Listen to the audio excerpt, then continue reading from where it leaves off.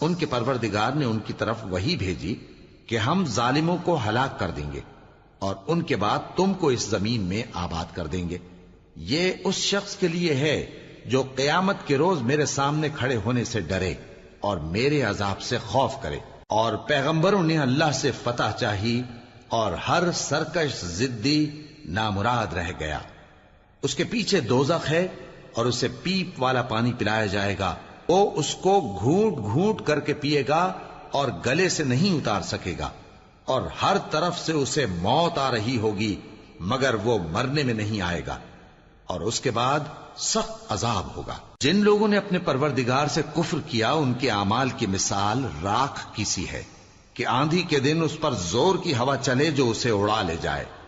اسی طرح جو کام وہ کرتے رہے ان پر ان کو کچھ قابو نہ ہوگا۔ یہی تو پرلے سرے کی گمراہی ہے۔